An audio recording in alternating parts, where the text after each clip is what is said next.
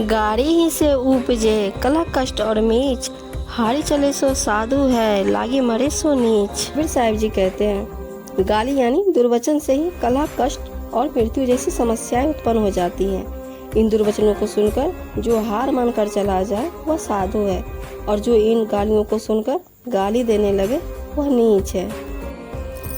एक समय की बात है, जापान के ओसाका शहर के निकट किसी गांव में एक बड़े जैन मास्टर रहते थे। उनका नाम जोको सुजुकी था और वे अपने ज्ञान और आध्यात्मिक उपदेश के लिए पूरे देश में प्रसिद्ध थे। लोग उनके पास अपने दुखों का और समस्याओं का समाधान ढूंढने उनके दरबार में आते थे। जोको सुजुकी को एक जैन मास्टर के रूप में जाना जाता था। वे न केवल एक दिग्गज ज्ञानी थे बल्कि एक महान संवादक भी थे।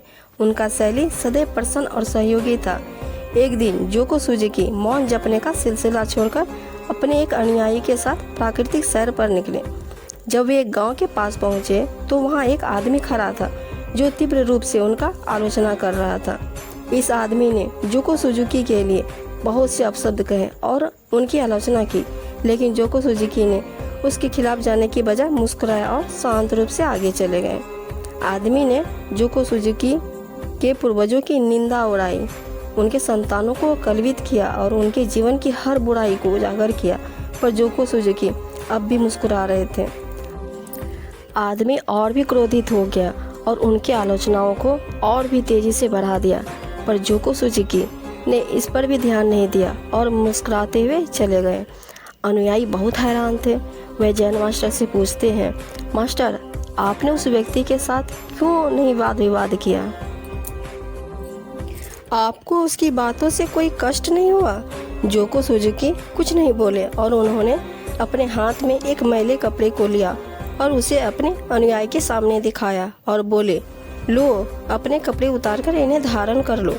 कपड़े में अजीब और असहम दुर्गंध आ रही थी।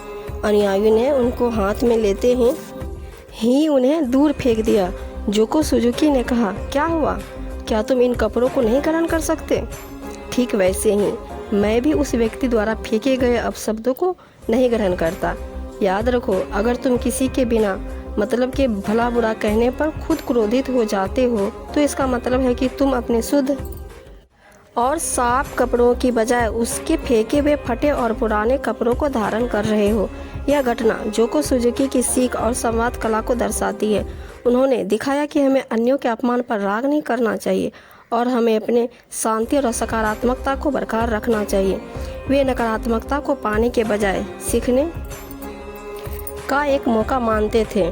इससे हमें यह सीखने को मिलता है कि अगर हम किसी के बिना मतलब के भला बुरा कहने पर स्वयं भी क्रोधित हो जाते हैं तो इसका मतलब है कि हम अपने शुद्ध और साफ वस्त्रों की बजाय उसके फेंके हुए फटे और पुराने कपड़े को धारण कर रहे हैं। यह कहानी हमें यह शिक्षा देती है कि हमें अन्यों के अपमान पर उत्तरदायिता नहीं लेनी चाहिए और हमें अपने आत्मविश्वास और शांति को सुरक्षित रखना चाहिए, चाहे हमारे सामने कितनी भी चुनौतियां क्यों ना आ जाएं।